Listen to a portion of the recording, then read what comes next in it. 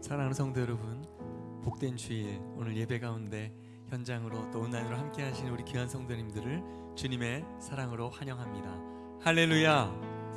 오늘 함께 주님을 찬양하며 또 오신 분들은 서로 인사 나누겠습니다. 잘 오셨습니다. 반갑습니다. 은혜의 유업을 함께 받을 우리 귀한 분들을 향해 하나님께서 오늘 하늘문을 여시고 우리 가운데 임재하시고 당신의 놀라운 은혜와 평강과 사랑으로 함께 해주실 것입니다. 이제 서로 축복하면서 우리 주님의 은혜 보좌로 나아가겠습니다.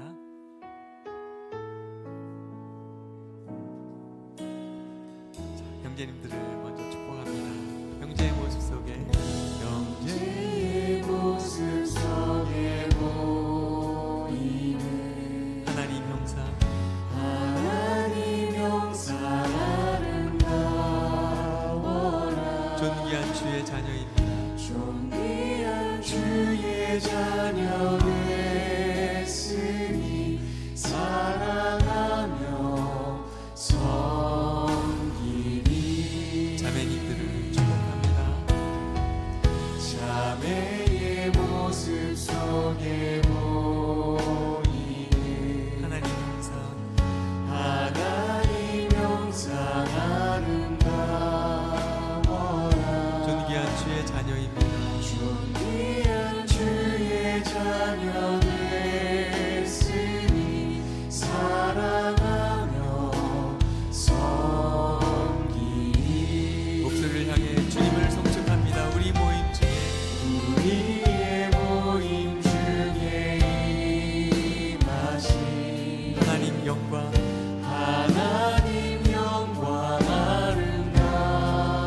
존귀한 왕이 여기 계십니다. 존귀한 왕이 여기 계시니 사랑하며 섬기리. 지체들과 하나님을 사랑하며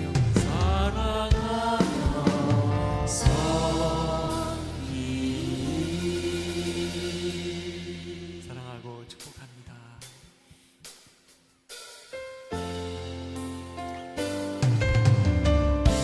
새 노래로 여호와께 찬양하는 그분이 이곳에 계십니다.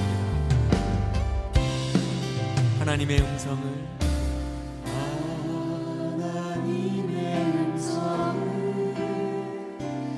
듣고자 기도하며 귀를 기울이시고 내 기도를 또한 찬양을 들어주신다네. 깊은 웅덩이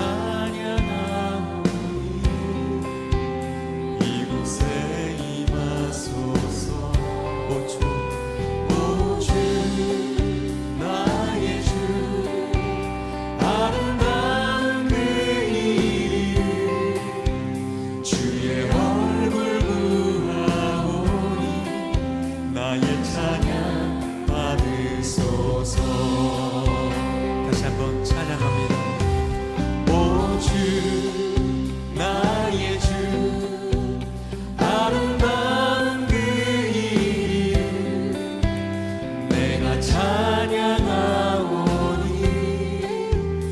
이곳에 임하소서.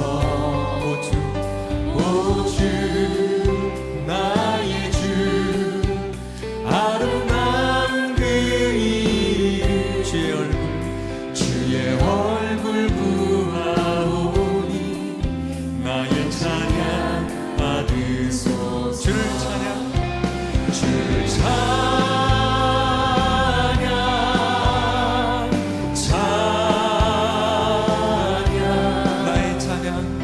나의 찬양 받으소서. 새 노래로 찬양합니다.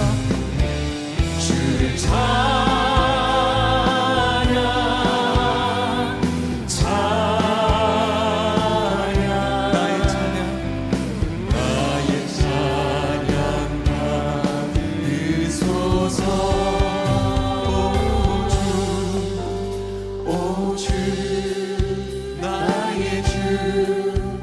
아름다운 그 이름 내가 찬양하오. 이곳에 임하소서.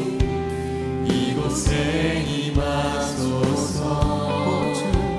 오 주 나의 주 아름다운 그 이름 내가 찬양하오. 주만 찬양 받소서.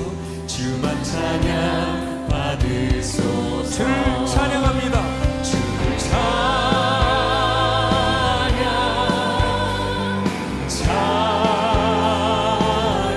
내 영으로 드리는 나의 찬양 받으소서. 내 혼으로 드리는 나 주를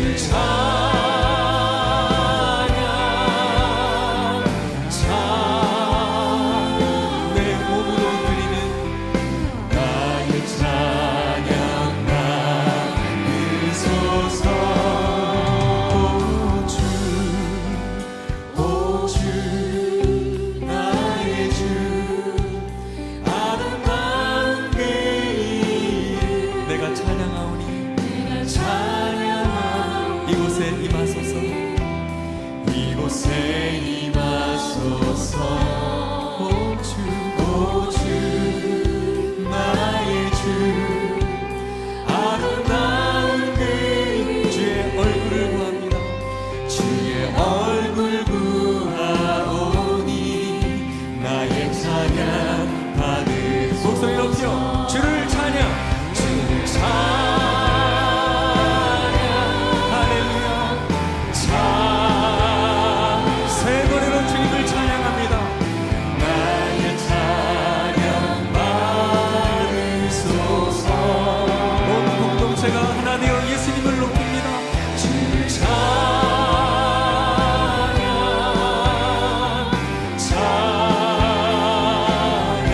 나의 찬양 받으소서. 오 주 나의 주 아름다운 그 이름 내가 찬양하오니 이곳에 임하소서. 오 주 나의 주 아름다운 내가 찬양하오니 내가 찬양 주만 찬양 받으소서. 주만 찬양 받으소서. 내가 찬양하오니 내가 찬양하오니 주만 찬양 받으소서.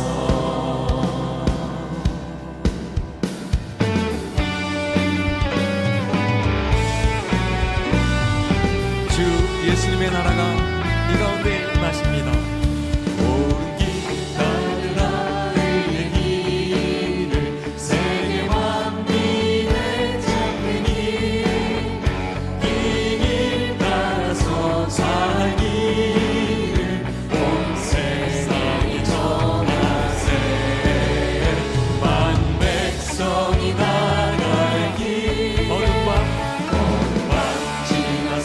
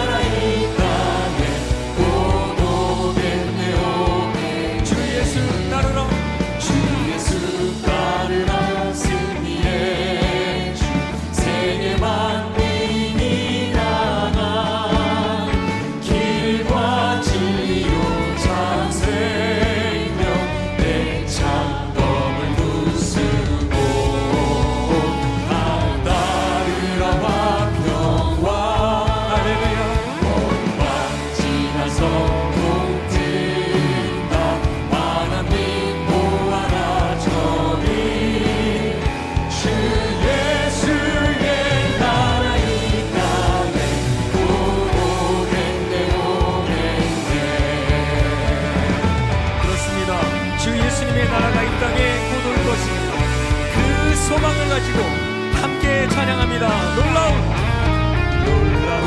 이 소식 알리어라.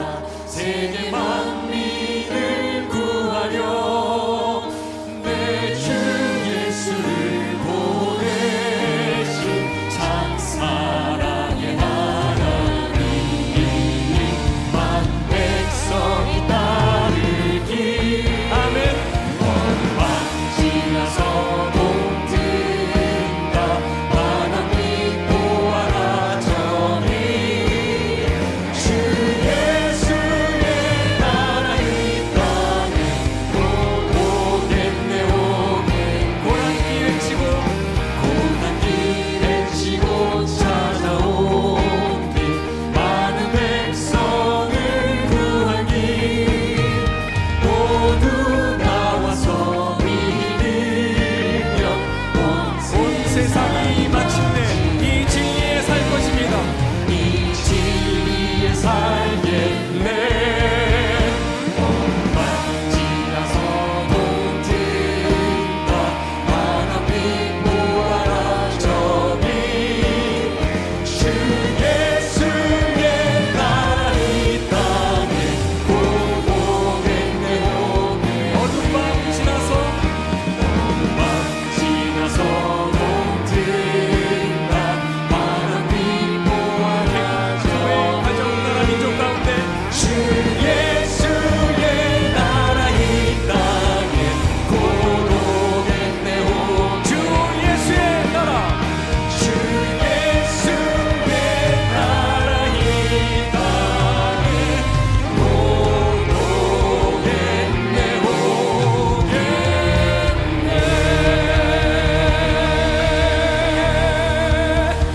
할렐루야. 하나님의 왕국이 이 땅 가운데 올 그날을 꿈꾸며 오늘도 우리는 여전한 방식으로 예배합니다. 우리의 찬양의 이유가 되신 주님께 일어서셔서 죽으시고 부활하신 예수 그리스도를 온 마음으로 경배하겠습니다.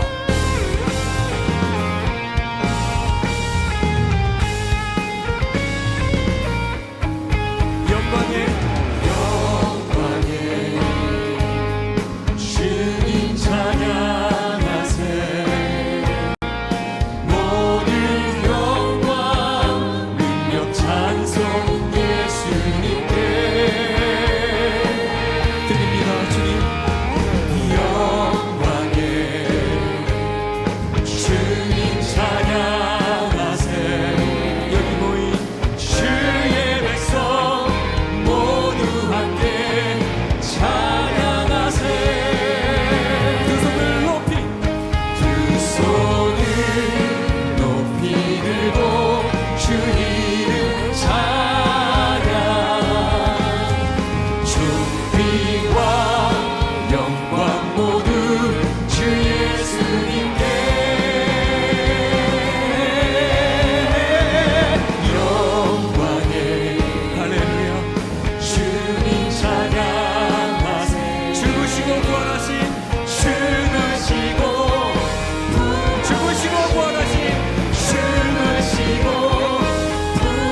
죽으시고 부활하신 죽으시고 부활하신 만왕의 왕.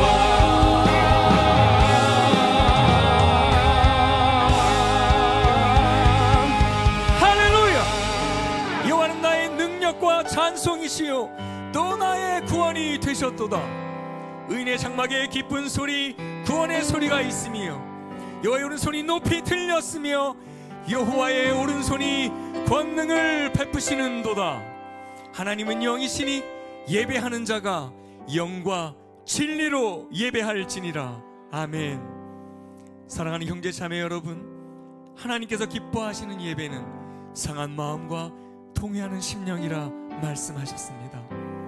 이 시간 성령께서 깨닫게 하시는 각자의 잘못들을 가지고 진실한 마음으로 입을 열어 주님 앞에 참회하는 기도를 드리겠습니다. 다 같이 기도하겠습니다.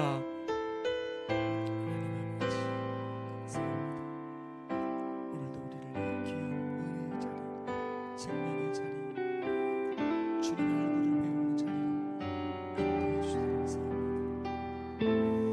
우리의 삶의 도움을 주님께 올려드립니다.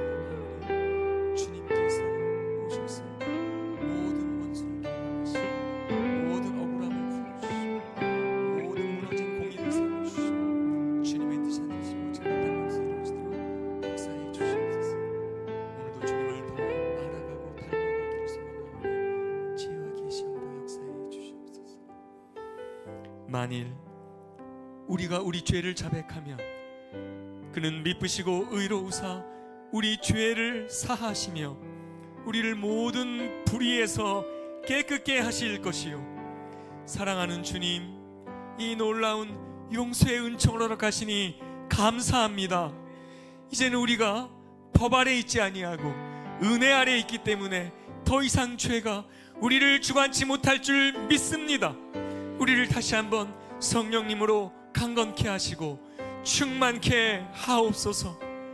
주 예수님 이름으로 간절히 기도드립니다. 아멘. 제자되어 세상을 변화시키는 생명 공동체 주님 기쁨의 교회를 찾아주신 여러분을 환영합니다. 오늘 예배를 통해 여러분의 삶이 변화되고 회복되길 소망합니다. 영어 예배 성경 아카데미가 시작되었습니다.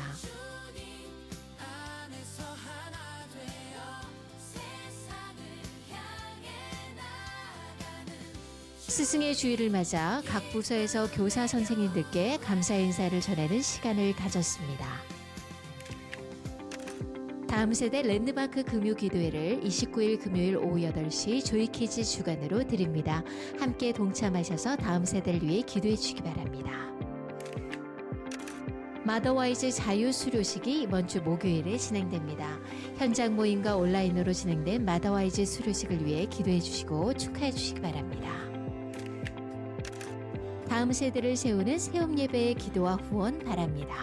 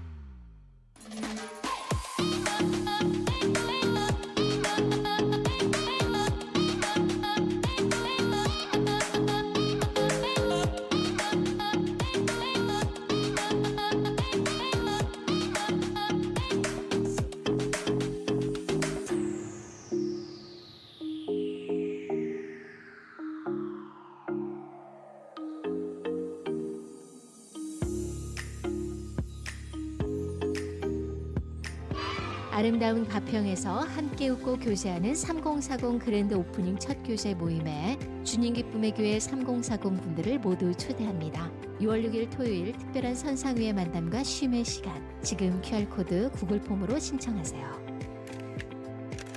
2026 상반기 세례 예식이 6월 28일 주일에 있습니다.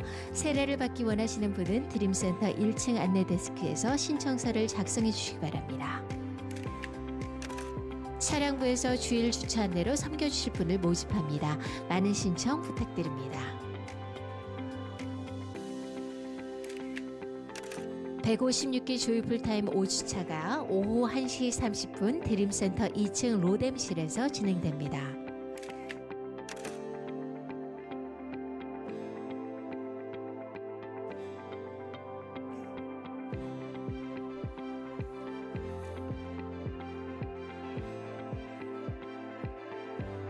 주님 기쁨의 교회 오신 소중한 당신을 사랑하고 축복합니다. 할렐루야. 오늘 참 좋은 주일입니다. 요즘 우리 주님 기쁨의 교회에 아기들이 태어나고 있습니다. 요즘 태어난 아기들 너무 귀하잖아요. 요즘 계속 저희 교회는 또 이렇게 결혼하는 젊은이들이 있고 또 태어난 아기들이 있어 얼마나 감사한지 모릅니다. 오늘 특별히 우리 이재훈 최지혜 우리 성도님 가정에 이민호가 하나님께서 보내주셔서 태어나서 오늘 처음 교회에 오는 첫 주일입니다. 그래서 이 시간 우리가 한번 우리 이민호 우리 축복하는 시간을 좀 가질 텐데요. 일단 앞으로 나오시겠어요? 우리 민호 첫 번 아들입니다. 우리 축복의 박수.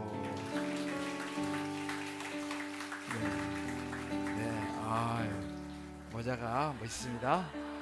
네, 아들입니다. 아들. 네, 우리 민호 좋습니다. 지금 모든 게 신기합니다. 지금 이 교회도 처음 와보니까 모든 게 신기하고 여기가 내가 평생 다녀야 될 교회인가? 지금 이렇게 우리 민호가 지금 우리 첫 만남을 잘 보이시기 바랍니다. 민호가 쫙 보고 있으면 스캔하고 있어요. 우리 민호 좋습니다. 자, 우리 이성록 집사님, 또 우리 영영 원사님, 또 우리 손자이기도 한데요. 우리 이 시간에는 당신은 하나님의 언약 안에 있는 축복의 통. 교회에서 주는 선물이 있습니다. 네, 우리 교회에서 우리 오늘 태어난 우리 민호에게 주는 선물도 있는데요. 우리 이 시간은 우리 민호는 하나님의 언약 안에 있는 축복의 통로라고 하는 이 찬양 같이 부르면서 우리 또 축하하실 분들은 축하하시고 함께 축하하고 난 다음에 우리 함께 축복 기도하는 시간을 갖겠습니다. 민호는 하나님의 언약 안에 있는 축복의 통로, 민호를 통하여서 주께 돌아오게 되리. 한 번 더. 민호는 하나님의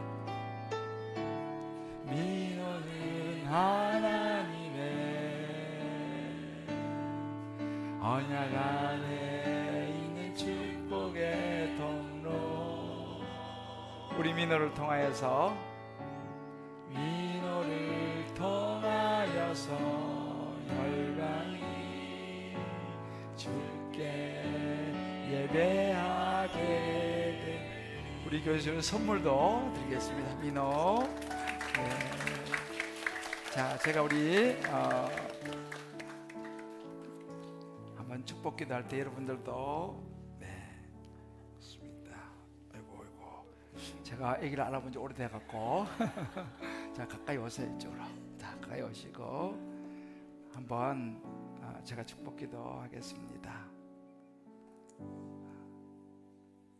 여호와께서 우리 사랑하는 민호를 축복하여 주시고 여호와의 얼굴빛을 민호에게 드시사 민호의 앞날과 건강과 지혜로 축복하여 주옵소서. 하나님 허락하신 우리 민호를 통하여 열방이 주님을 예배하게 될 줄 믿습니다. 열방이 우리 민호를 통하여 하나님의 영광을 돌리게 될 줄을 믿습니다. 오늘 첫 번 예배로부터 영원한 하나님의 자녀로서, 하나님의 언약의 백성으로서 하나님의 민호를 인도하시고 축복하시기를 우리 온 성도의 마음을 모아서, 우리 진흥 기쁨의 교회 온 마음을 모아서 예수님 이름으로 축복하고 기도합니다. 아멘. 아멘. 우리 축구 박수하겠습니다. 그래요. 우리 집에 데려가도 될 것 같은데. 좋습니다. 어이구, 그래. 좋습니다.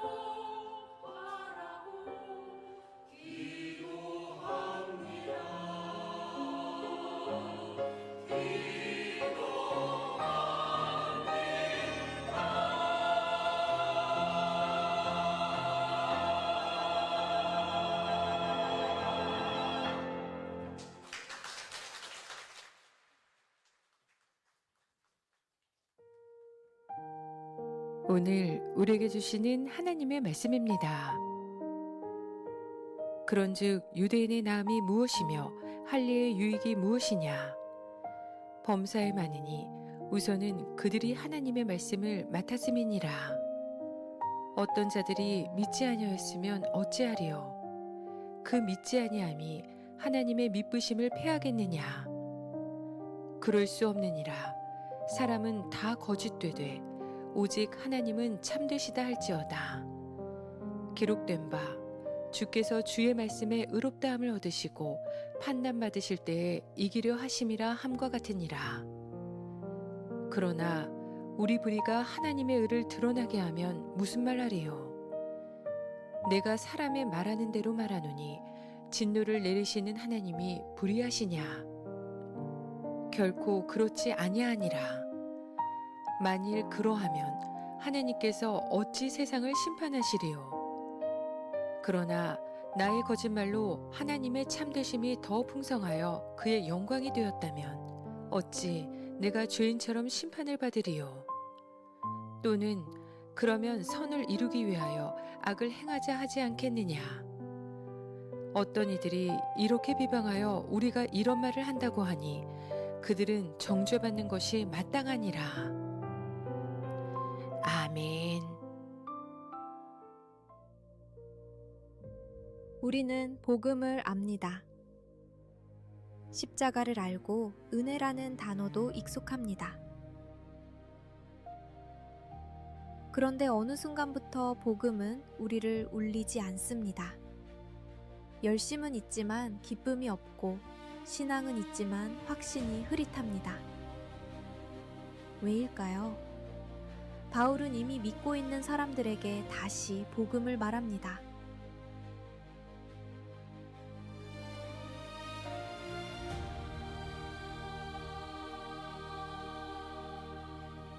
복음은 처음 믿을 때만 필요한 이야기가 아니라 흔들릴 때마다 다시 붙들어야 할 생명입니다.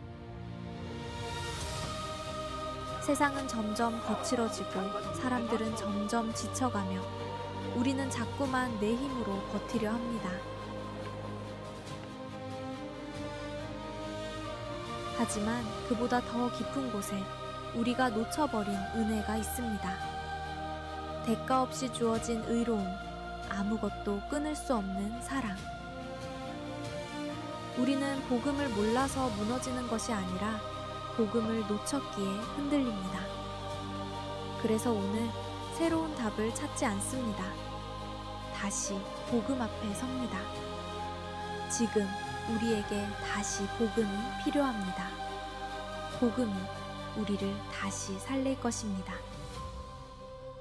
주님 기쁨의 교회 로마서 시리즈 다시 복음이 필요한 우리. 할렐루야. 오늘 이 예배에 오신 여러분들을 주로 환영하고 축복합니다. 또 온라인으로 들어오신 분들도 환영하고 축복합니다. 우리 한번 좌우를 바라보시면서 환한 웃음으로 인사했으면 좋겠습니다. 정말 귀한 분이 오셨네요. 인사하십시다. 할렐루야. 참 좋은 이제 계절이 온 것 같습니다. 또 하나님의 예배하기도 참 좋은 계절입니다. 우리는 살면서 누구나 한 번씩 핑계를 대죠. 우리 어렸을 때도 보면 학교 숙제를 안 해갔을 때 선생님께 아마 이렇게 말했던 기억이 한 번씩 있으리라 생각합니다. 선생님 깜빡 잊어버렸어요. 선생님 제가 숙제장을 집에 두고 와버렸네요. 요즘 아이들은 좀 달라졌습니다. 선생님 집에 프린터가 고장났어요. 집에 숙제 해놨는데 우리 강아지가 물을 뜯어버렸어요. 뭐 이런 좀 우스운 이야기 같습니다만은 사실 우리가요 어른이 되었어도 크게 다르지는 않습니다. 다만 어른이 되면 이 핑계가 조금 더 정교해지고 조금 더 그럴듯해진다는 것이죠. 핑계는 그렇습니다. 언제나 핑계는 그럴듯합니다. 세상을 하나님이 창조하셨을 때 선악과를 이제 하와가 먹고 또 아담도 같이 먹게 되죠. 그때 하나님께서 이제 물을 때 아담이 하나님께 이렇게 대답했습니다. 하나님이 주셔서 저와 함께 한 제 아내 하와가 그 열매를, 그 선악과를 저한테 주었습니다. 사랑하는 아내가 주는 거 어떻게 제가 안 먹을 수 있어요? 그래서 제가 먹었습니다 라고 대답을 했습니다. 그럼 하와는 어떻게 했습니까? 하나님께서 하와에게 물어보니까 하나님, 뱀이요 저를 찾아와가지고 막 이렇게 저렇게 저를 속이고 유혹했습니다. 그래서 제가 먹었습니다.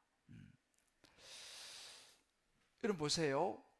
인류의 최초의 이 죄 앞에서 인류 최초의 핑계가 등장했습니다. 이게 인류 역사예요. 오카노 목사님께서는 이 인간의 죄와 우리 인간의 자기 합리화의 본성을 이렇게 딱 정확하게 진단합니다. 인간이 한번 죄에 빠지고 즉시 회개하지 않을 때는 자기 잘못을 정당화하는데 놀랍도록 영악할 수 있다 라는 표현을 했습니다.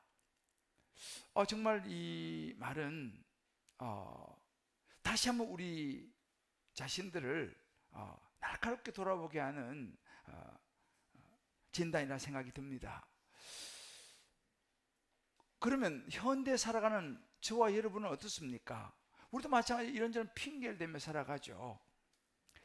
어떤 환경 탓을 합니다. 어떤 분위기 탓을 하죠. 때로는 어린 시절에 받은 상처 탓을 합니다. 또 살면서 우리가 여러 관계 속에서 받게 된 그런 그 상처 탓을 합니다. 때로는 타고난 기질 탓을 하요. 나는 기질이 그렇게 타고났습니다. 그리고 때로는요, 아주 신앙적으로 들리는 성경 구절을 인용하면서 핑계를 댑니다. 마음은 원이도 된 목사님, 육신이 약해서요 라는 성경 구절을 가지고 우리는 핑계를 대기도 합니다. 예수님 당시 이 바울 당시 일부 유대인들도 정확하게 이런 논리를 들고 나왔습니다. 그래서 아주 그것도 신학적으로 아주 논리적으로 들고 나와서 핑계를 대는 거예요. 그래서 이 유대인들의 핑계를 오늘 이 본문에서 바울은 아주 그 핑계를 분석하면서 가차없이 이 핑계에 대해서 아주 예리하게 하나님 말씀으로 이야기를 하는 대목이 오늘 이 본문의 대목입니다. 근데 여러분 놀라운 것은 뭐냐면요, 지금으로부터 2000년 전이지 않습니까? 바울 당시에 이 유대인들의 이 논리가 오늘 현대를 살아가는 저와 여러분의 입술에서도, 우리의 마음 속에도, 우리의 생활 속에서도 여전히 살아 숨쉬고 있다는 사실이에요. 다만 그 시절과 지금이 좀 컬러가 다르죠. 시대가 다르니까 형태가 달라졌을 뿐 우리도 여전히 이런저런 많은 핑계를 대며 살아가는 인생입니다. 자, 이 부분에서 바울이 이 짧은 8절 안에서 무엇을 말하고 있는지, 오늘 저와 여러분 또 온라인 들어오신 분들은 그곳에서 각자 우리에게 주시는 이 핑계를 대는 인생을 향하여 주시는 성령님의 음성을 우리가 잘 듣고 그 말씀 앞에 우리 자신을 돌아보면서 정말 하나님이 기뻐하시는 복음이 살아 움직이는 그런 성도의 모습으로 살아갈 수 있게 되시기를 주님의 이름으로 축복합니다. 자, 핑계를 대는 인생에 있어서 바울이 이야기하는 첫 번째는 뭐냐면 하나님의 이름으로 포장된 핑계가 있다는 거예요. 하나님의 이름으로. 쉽게 말하면 하나님의 영광이라는 이름으로 짓는 죄가 있다라는 거예요. 심지어 성경 구절을 동원합니다. 로마서 5장 20절을 보게 되면 이렇게 말합니다. 죄가 더한 곳에 은혜가 더욱 넘치지 않습니까? 라고 이야기하는 거예요. 그죠? 그렇더라죠. 죄가 더한 곳에 하나님의 은혜가 더 넘치지 않습니까? 우리가 이제 우리 사람들 인간 관계를 예를 든다면 이런 거죠. 억지로 막 사람을 괴롭히면서 내가 못되게 구니까 너는 더 착해 보이잖아. 자녀가 엄마에게 엄마, 내가 엄마 속을 이렇게 썩여주니까 엄마가 더 대단해 보이지 않아. 근데 나한테 화내면 안 되지 라고 말하는 자녀. 예를 들면 이런 거예요. 내가 이렇게 부족하고 죄가 많으니 오히려 하나님의 은혜가 빛나지 않습니까? 이런 이야기죠. 바울 당시의 유대인들은 이런 논리를 가지고 밀어붙였어요. 우리가 죄를 지었기 때문에 하나님의 의로우심이 더 잘 드러내지 않느냐는 거죠. 그렇다면 오히려 하나님께 우리가 공로상을 받아야죠. 우리 죄 때문에 하나님이 더 잘 드러나니까. 우리의 불의함이 하나님의 의를 돋보이게 했는데 하나님이 우리를 심판하신다면 이거 하나님 좀 이거 불의한 거 아닙니까? 우리 때문에 하나님이 더 좋은 하나님 되는 거 아닙니까? 그런데 우리를 심판하시다니요. 자, 여러분 말이 됩니까? 안 됩니까? 자, 옆에 한번 물어보세요. 말이 되지요. 말이 됩니다, 여러분.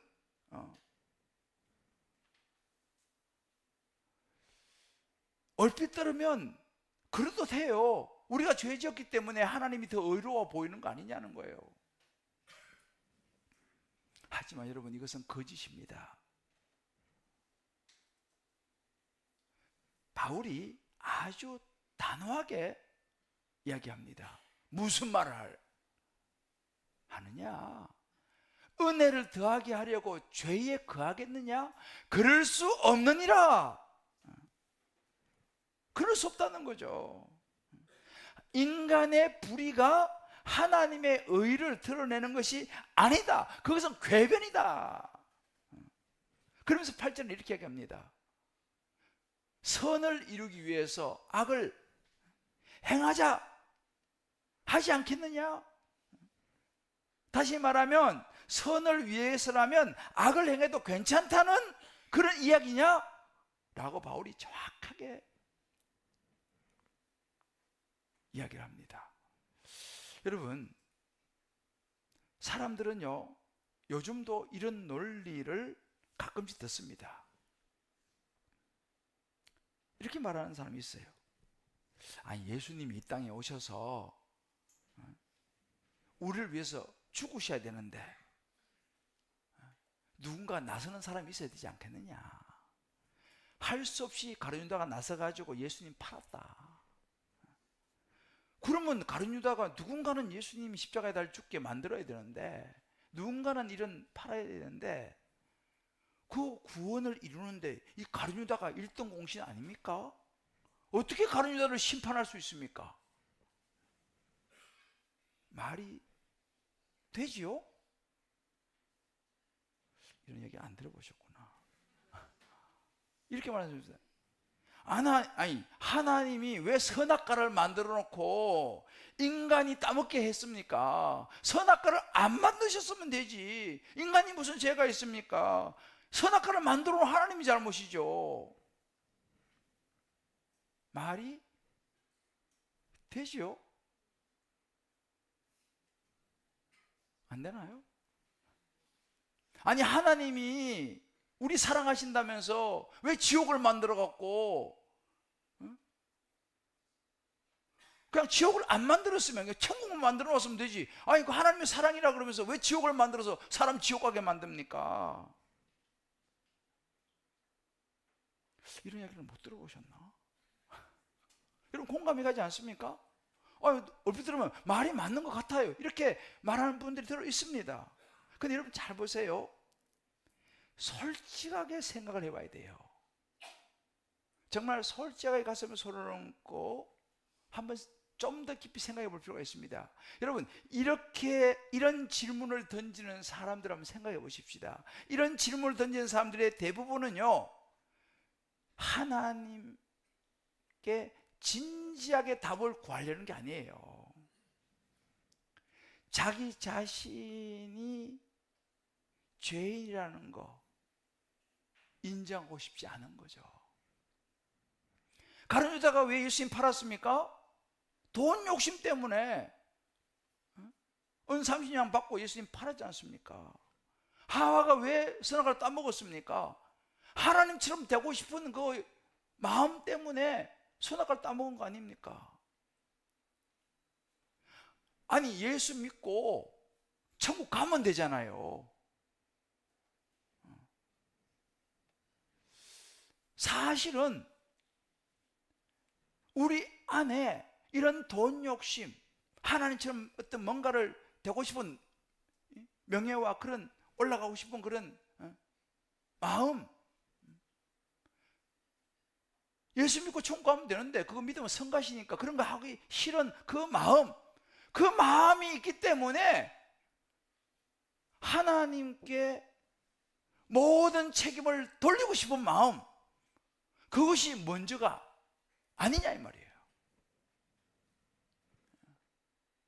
우리는 정말 좀 솔직하게 들여다볼 필요가 있어요. 여러분, 스카펙 박사가 거짓의 사람들이라는 책에서 이런 이야기를 했습니다. 악의 본질은 자신의 죄와 불완전을 의식하지 못하는 것이 아니라 그것을 인정하지 않는 것이다 그랬어요. 자기 안에 있는 돈 욕심을 인정하고 싶지 않은 거예요. 하나님처럼 되려고 하는 그 우상, 그거를 인정하고 싶지 않은 거예요. 예수 믿고 신앙생활하고 천국 가는 거, 그거 성가신 거예요. 정확하게 이 악의 본질을 지적했습니다. 그러니까 우리는 어떻게 합니까? 자기의 잘못을 직면하는 대신에, 솔직하게 자기 자신의 그런 모습을 드러내는 대신에 그걸 갖다가 하나님한테, 그걸 환경에게, 그걸 다른 사람에게 책임을 돌리려고 하는 것, 이것이 핑계 본질이에요.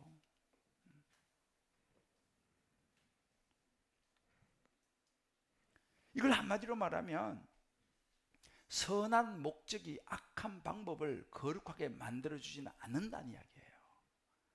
이건 제가 얘기했어요. 아무리 선한 목적이라도 악한 방법을 거룩하게 만들어주지 않는다는 이야기입니다. 여러분, 이런 논리가요, 사실은 개인의 신앙에만 머물지는 않습니다. 역사도 이것을 증명해요.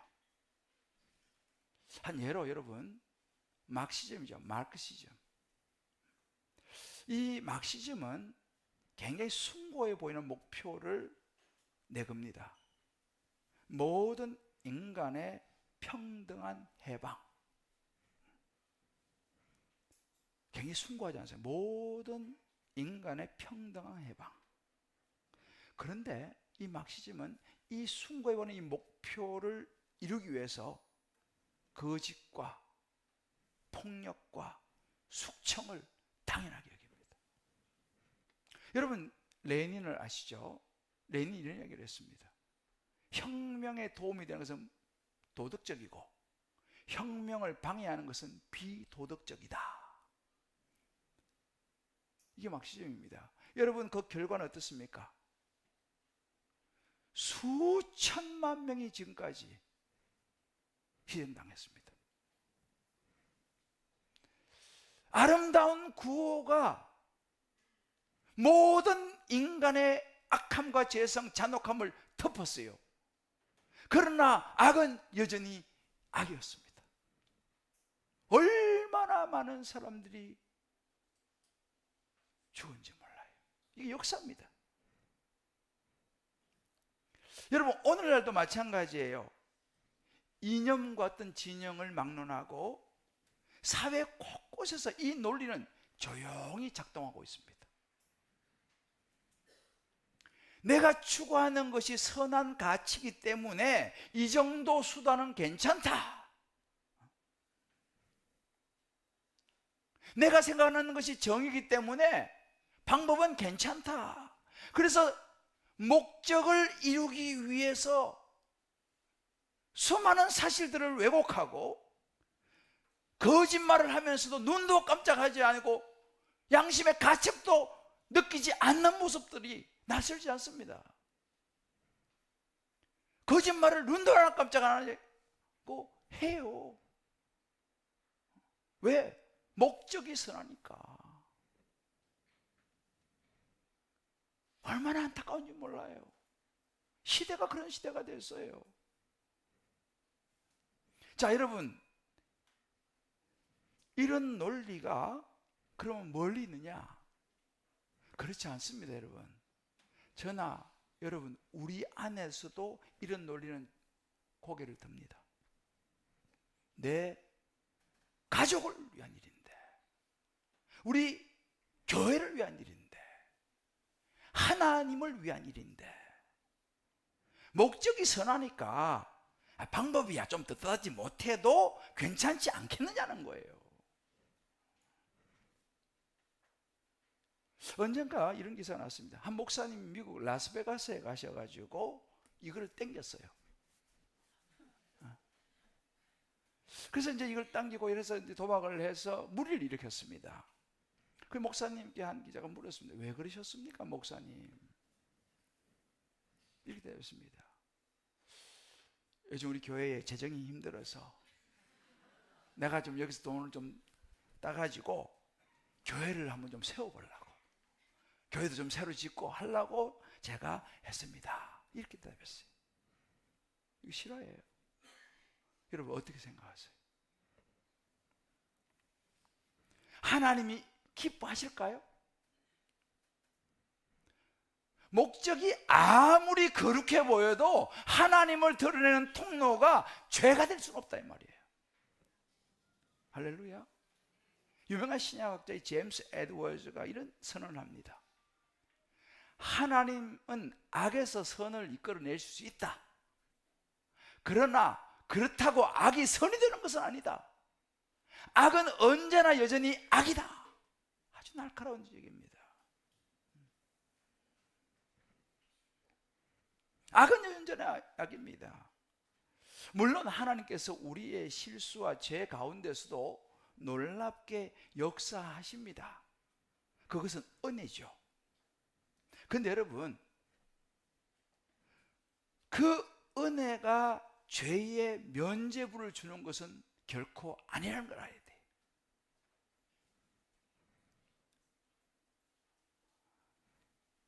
하나님이 모든 걸 은혜로 이루어 가신다는 그 은혜를 빌미 삼아서 우리의 짓는 모든 죄를 면죄부를 주는 거, 이것은 바울이 궤변이라고 그러는 거예요. 이런 궤변을 늘어놓는 사람들을 향해서 바울이 냉정하게 선고합니다. 오늘 8절에 말하는 거예요. 그들은 정죄받는 것이 마땅하니라고 그랬어요. 그건 죄라는 거예요. 악은 언제나 여전히 악이라는 거죠.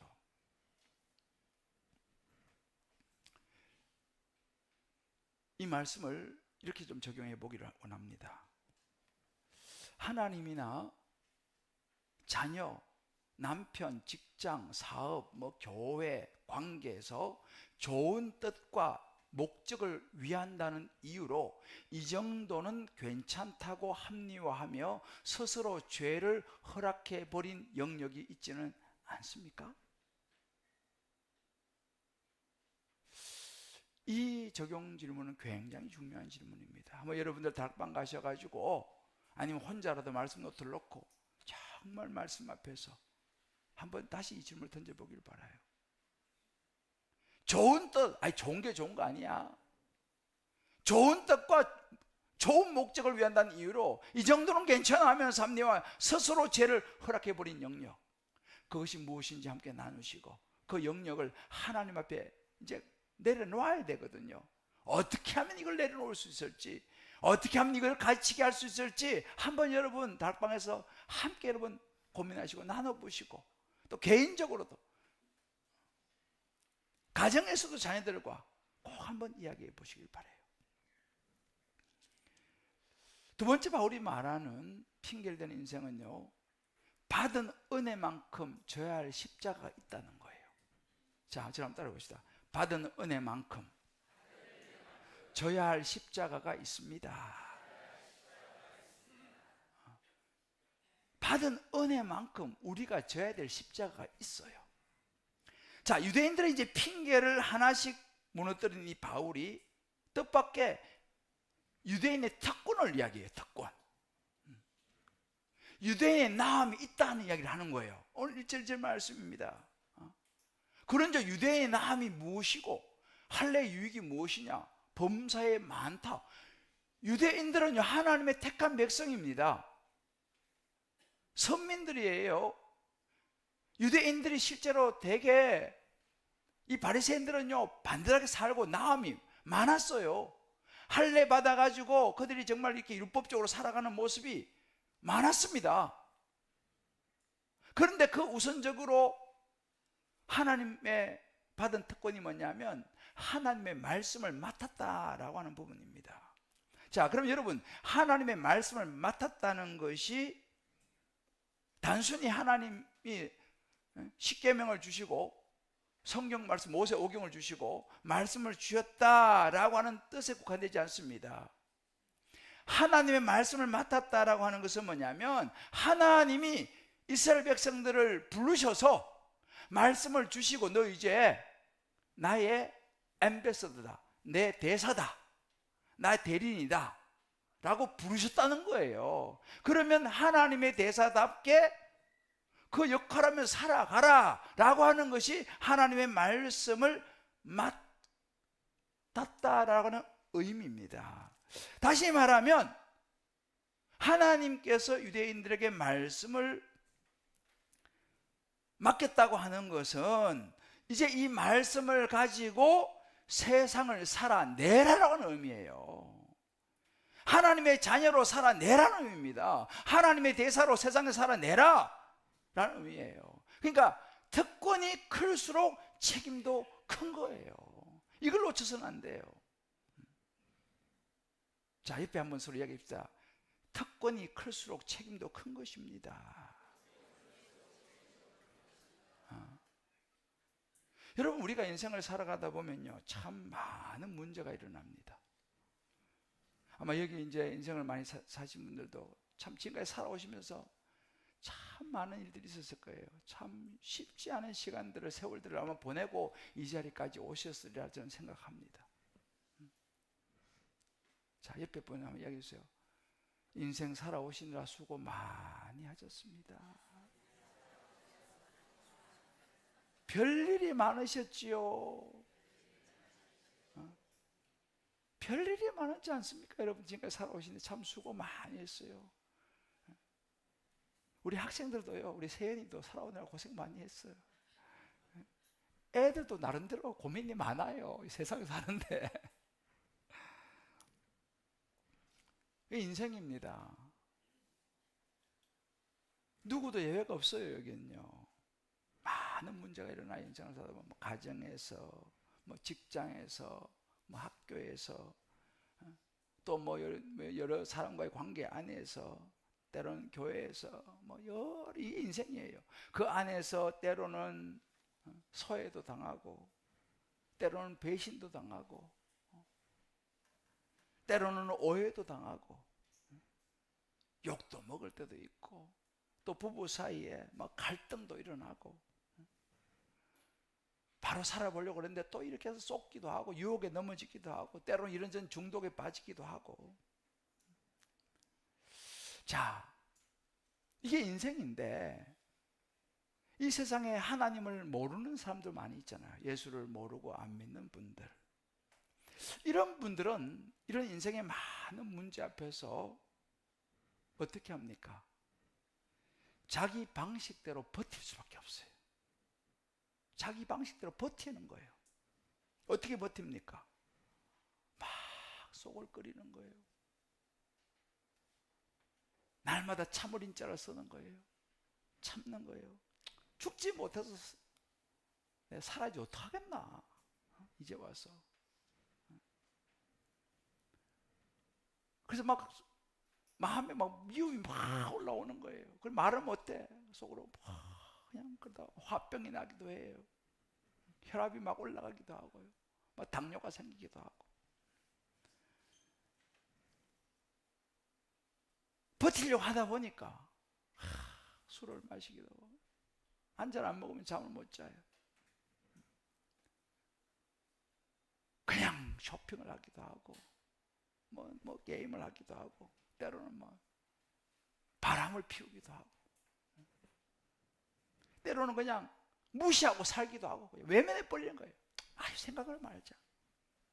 여러분, 이것이 하나님을 모르고 예수를 모르는 사람들이 자기 방식대로 버티면서 나름대로 합리화하면서 사는 거예요. 여러분, 이것을 나쁘다고 말할 수 없어요.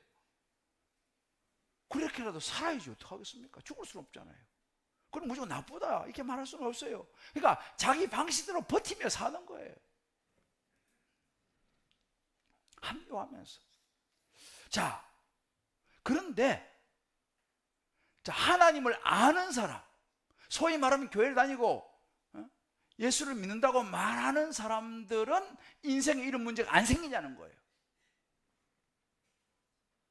안 생깁니까, 여러분들? 생길 건 다 생겨요.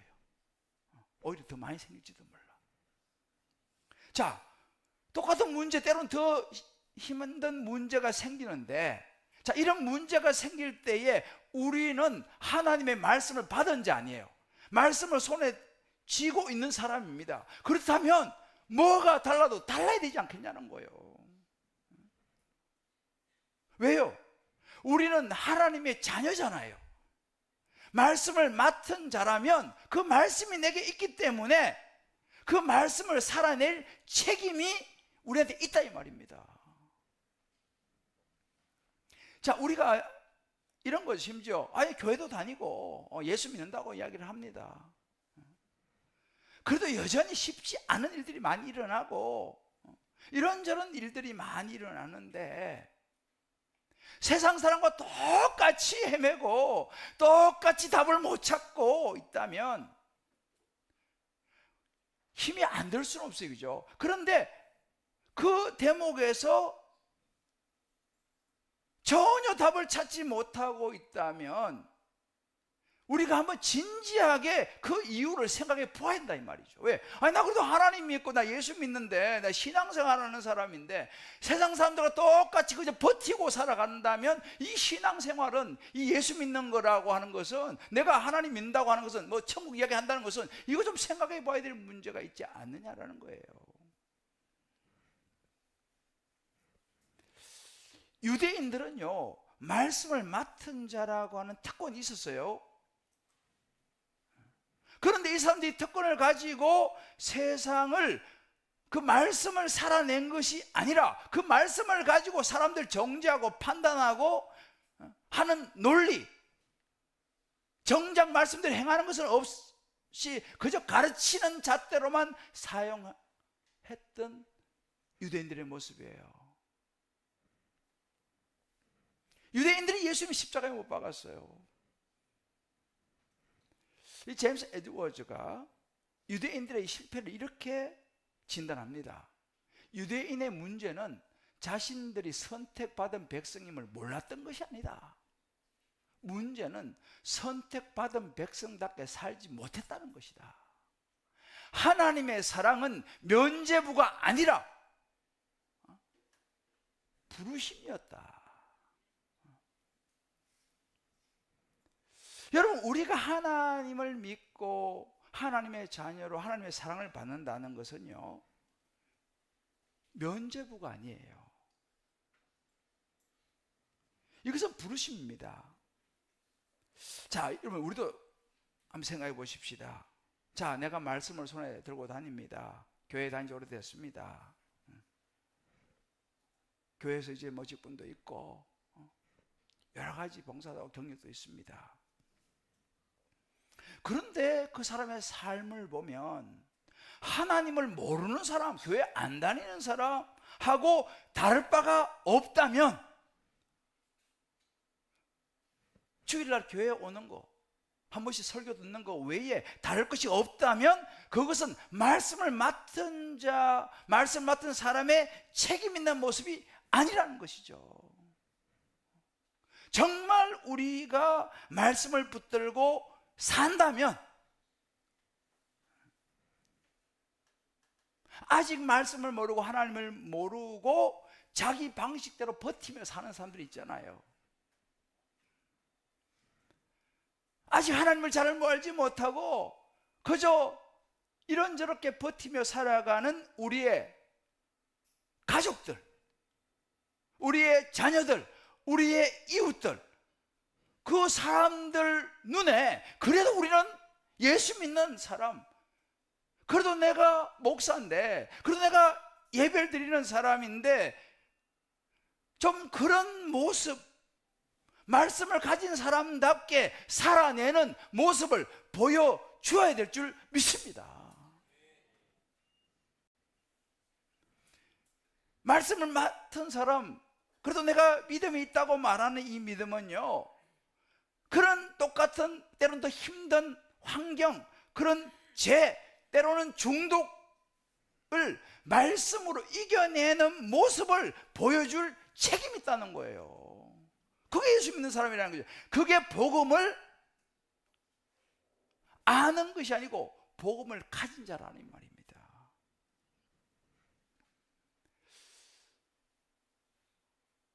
최근에 한 집사님의 묵상을 제가 읽고 참 많은 생각을 했어요. 참 안타깝게도 기도도 나오고, 한번 제가 여러분 읽어드리겠습니다. 저 역시 하루의 시간 속에서 가장 취약한 순간이 퇴근하고 들어오는 새벽 시간입니다. 그 시간, 사단의 유혹이 가장 많을 시간인데 결국 그 유혹을 뿌리치지 못하고 늘 술을 사다가 새벽에 먹는 밥과 함께 반주를 하며 하루 근무의 힘듦과 고통을 잊으려 했습니다. 이번 주만은 금주를 해보자 다짐을 해도 그 다짐은 결국 작심하루로 이어졌고, 하나님께는 이런 저를 용서하시리라는 기도와 함께 신세 한탄만 하며 술을 입에 댑니다. 그 시간이 제게 가장 취약한 시간입니다. 이렇게 살다가 사단의 병마가 내 목을 치러 올까봐 두렵기만 합니다. 급기야 이번 주 근무 중 이틀째 되던 날의 후반 시간에는 몇 번을 주저앉으며 신체 이상을 느꼈고, 3일째 되는 날에는 도저히 근무하기 어려울 정도로 힘들고 지쳐서 후반 근무를 못한 때 조퇴를 하고 말았습니다. 이렇게 근무하다간 내가 먼저 탈진하고 방전이 되어서 쓰러지겠구나 하는 생각에 두려워졌습니다. 힘들고 어려운 시기에 정신을 더 바짝 차리고 깨어 있어야 함에도 불구하고 낮잠을 잔 이스보셋처럼, 요즘 우리가 사무엘 하나 묵상하고 있거든요. 낮잠을 잔 이스보셋처럼 스스로의 안일함에 빠져 하나님께서 주신 귀한 생명을 갉아먹고 있었습니다. 이런 묵상 정말 솔직한 나눔이에요. 제가 이 묵상을 읽으면서 그래서 얼마나 힘들면 이럴까. 밤새 일하고 새벽에 뭔가 보상을 받고 싶어서 술을 사서 와서 마시고, 정말 참 힘든 아픈 그 몸부림이라는 게 막 가슴을 확 와닿았어요. 기도가 절로 나왔어요.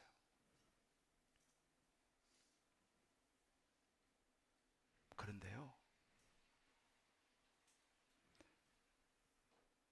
그래도 우리는 교회 다니는 예수 믿는 사람인데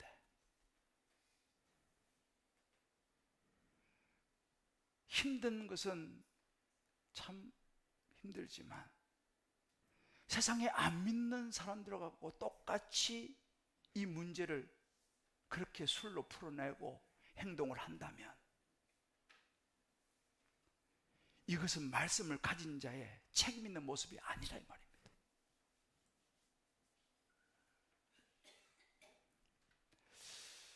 물론 이 집사님처럼 이런 아픈 자신의 모습을 직면하는 거 너무 귀해요. 그러나 조심해야 되지. 날마다 직면만 하고 한 걸음도 앞으로 나가지 못한다면 여러분, 자기 죄를 보는 것이 면죄부가 아니라는 걸 알아야 돼요.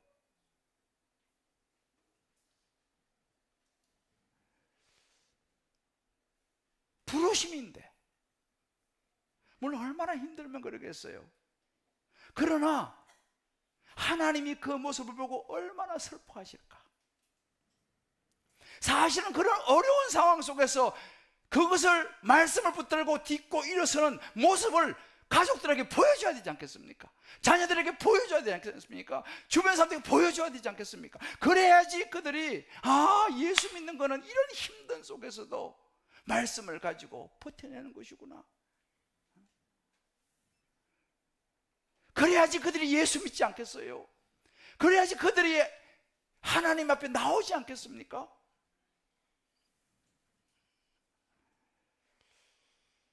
여러분, 우리가 믿음이라는 것을 잘 생각해 봐야 됩니다.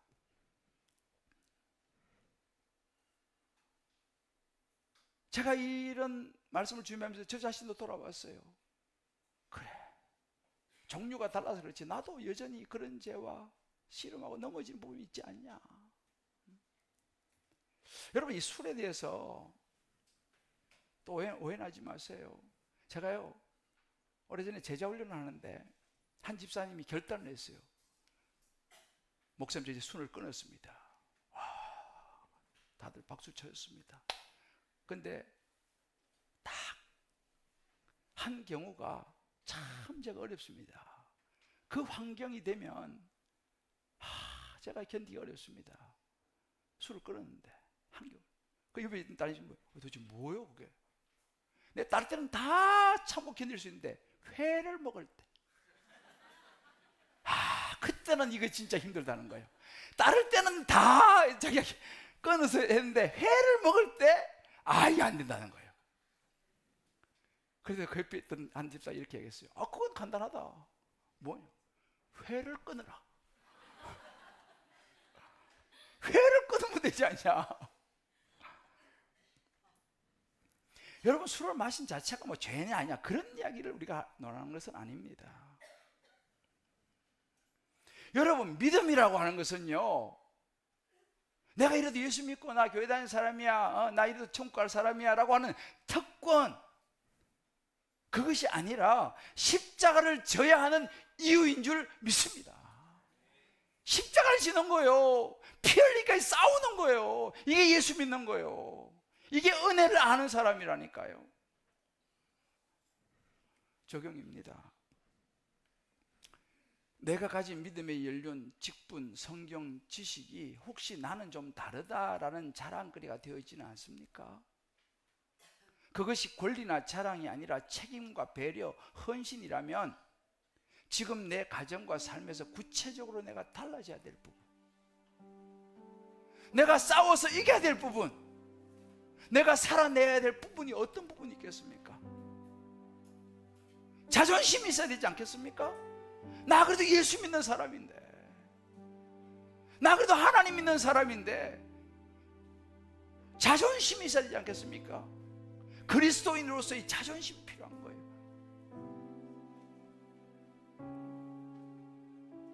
우리 사랑하는 성도 여러분, 인트로 영상에 나왔죠. 우리는 복음을 압니다. 십자가도 압니다. 그러나 그 복음이, 그 십자가가 내 삶에 아무런 영향력이 없다면 우리는 다시 복음 앞에 다시 나아가야 되는 거예요. 바울이 오늘 본문에서 실험한 질문 중심에 이런 얘기예요. 하나 뿌리 깊은 유혹이 있다는 거예요. 그 유혹이 뭐냐? 은혜를 핑계로 삼으려고 하는 인간의 본성인 거예요. 은혜, 교회 다니면서 다 은혜. 그 은혜라는 이름으로 핑계를 대는 우리의 죄의 본성. 바울이 날카롭습니다. 물론 하나님의 은혜가 크다는 건 사실이에요. 죄가 깊을수록 은혜가 빛난다는 것도 사실입니다. 그러나 여러분 알아야 돼요. 우리가 소위 말하는 은혜, 그 은혜가 우리를 죄짓도록 자유롭게 놔두는 것이 은혜가 아니라는 사실이에요. 여러분들 무조건 은혜로 덮으려고 하지 마세요. 오히려 진짜 은혜는 뭔지 아세요? 그 핑계를 대지 않고 말씀대로 순종하려고 몸부림치는 게 그게 진짜 은혜입니다. 은혜를 받은 사람들은요, 에이 뭐 어차피 용서받을 건데 뭐 주일에 가서 뭐 회개기도 한번 하지, 그거 은혜 받은 사람 아닙니다. 진짜 은혜 받은 사람은요, 이 은혜를 내가 어떻게 살아내지, 어떻게 나의 약한 이 죄를 내가 어떻게 끊어내지, 날마다 물으면서 실험하는 사람이 그 사람이 진짜 은혜 받은 사람이에요. 진짜 복음을, 은혜를 깨달은 사람은요, 나 같은 자격 없는 죄인을 구원하신 예수님의 그 십자가야 은혜, 사랑을 생각하는 거예요. 그래서 내가 그 은혜를 생각하면서 주님, 이제 뭐 죄 좀 져도 뭐 아예 또 뭐 하나님 요즘 용서해 주고 천국 갈 건데, 가 아니라 그 주님에서 내가 어떻게 살아야 할까? 어떻게 주님을 내가 좀 보답해야 될까? 여러분 세상은요, 좋은 데 가려고, 천국 가려고 좋은 일 하는 거예요. 세상은 다 모든 종 그렇습니다. 좋은 데 가려고 좋은 일 하는 거예요. 여러분 기독교는 반대입니다.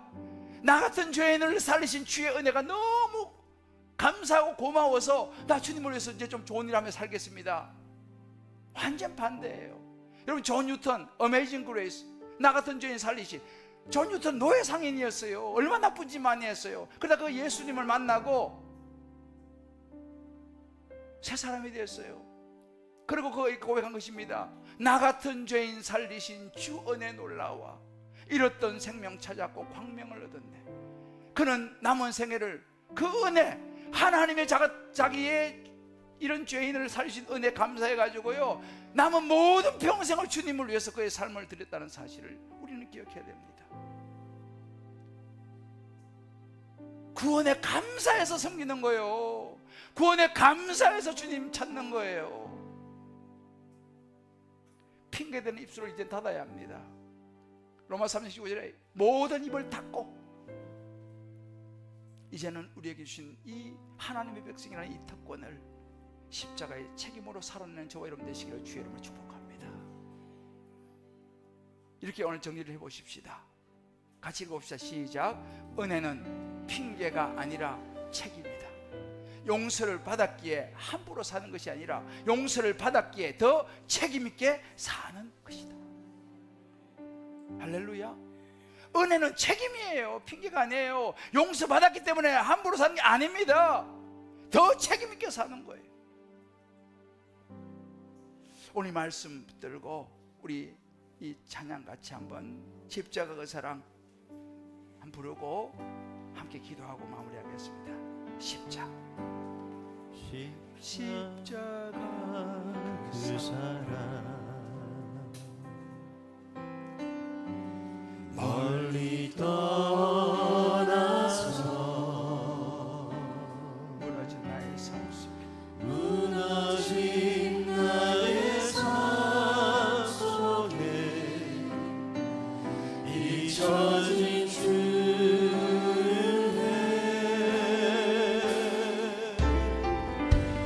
돌 같은 내 마음 주의 얼음하여 주옵소서. 어루만지사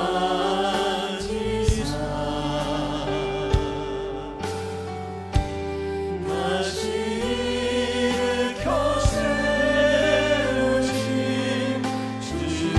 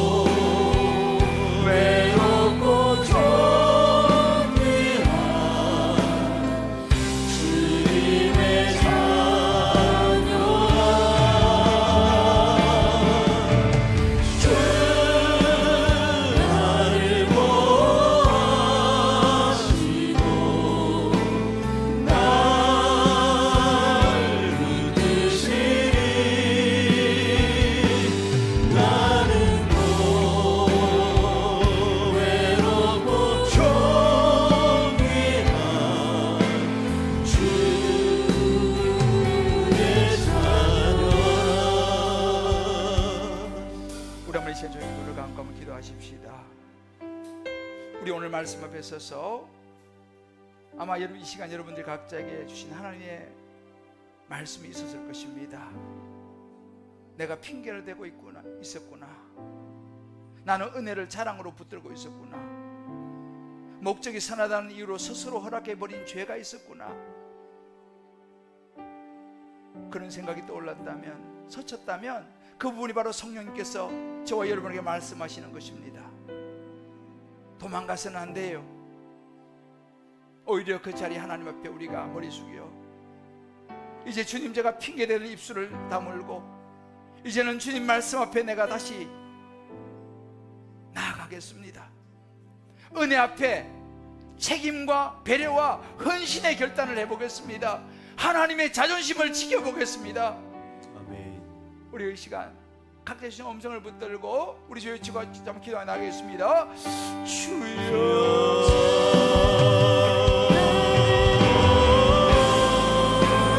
하나님 아버지, 하나님 아버지,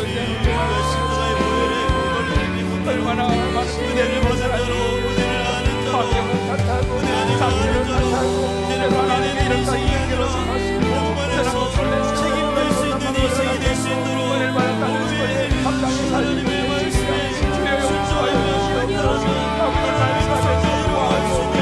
책임 있는 은혜가 하나님의 자녀로 용서받은 양으로 사는 것을 용서받은 자로 책임 있게 살아야 한다고 이 말씀을 마음에 새기기 원합니다. 아버지 이 시간 우리 마음에 새기니 하나님 알고 있습니다.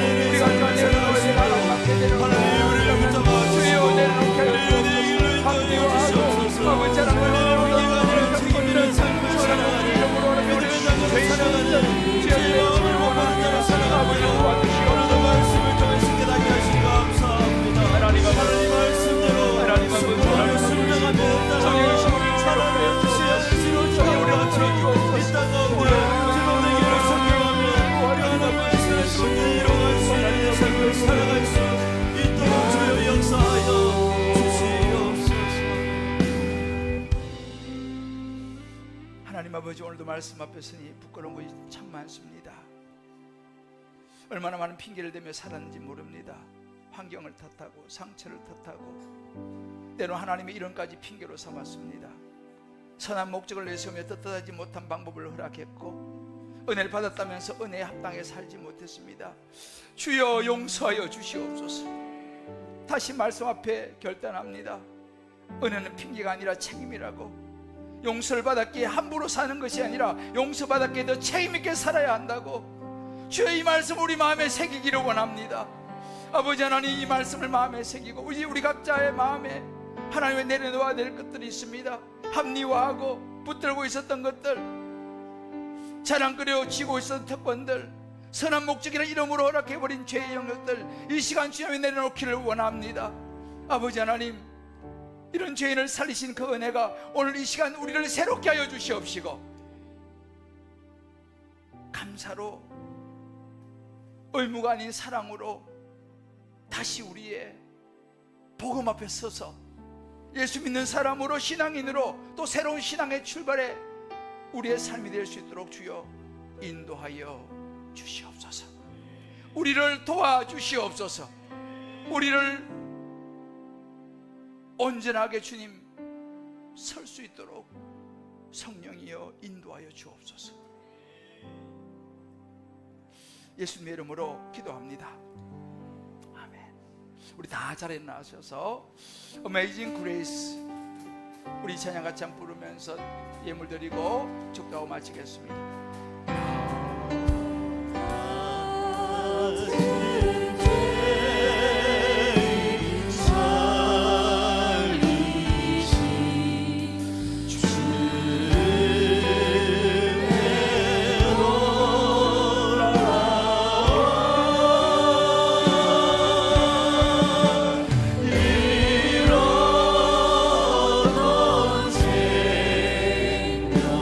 자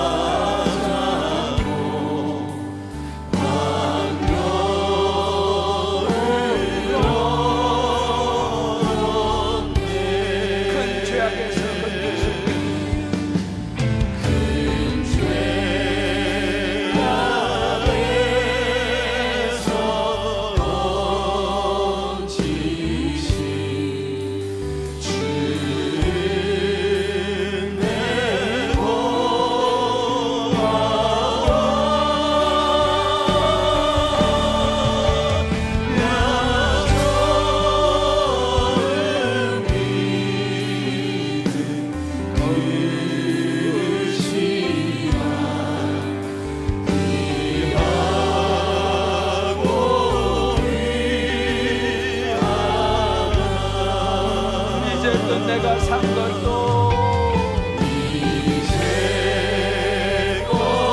내가 산 것도 주님의 은혜라.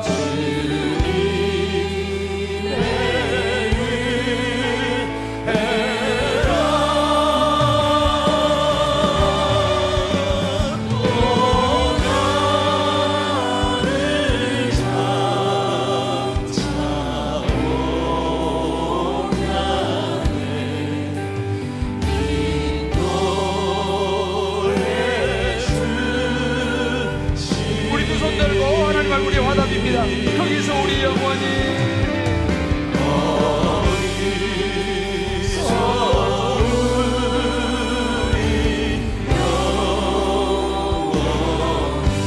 주님의 은혜로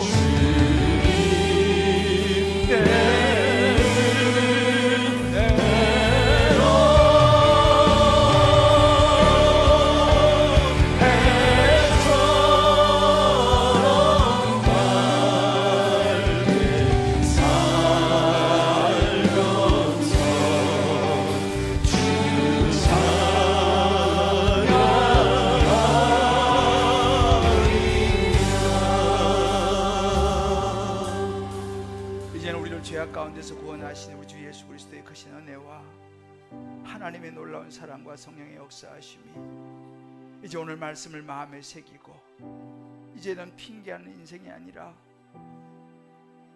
예수의 그 복음을 붙들고 십자가를 감사함으로 지고 내가 살아가리라. 복음의 정인이 되어 살아가리라. 죄와 싸우되 피 흘리까지 싸우리라 결단하는 주의 백성들을 머리 위에 우리 주님에 나오면서 눈물과 땀으로 결실한 열매들을 가지고 나와 온전한 11조 감사 성교 구제 소원 이 모종의 특별한 예물과 다음 세대를 위한 오병이여 교회 예배 공간을 위한 건축 예물을 드리는 그 축복된 손길을 위해 그 가정과 직장과 사업과 자녀와 또 자녀들의 진로와 취업과 배우자와 모든 기도 제목 위에 또 오늘날 함께 하시는 모든 주의 백성들 권속들 머리 위에 이제부터 영원토록 함께 하시기를 간절히 축원하옵나이다. 아멘.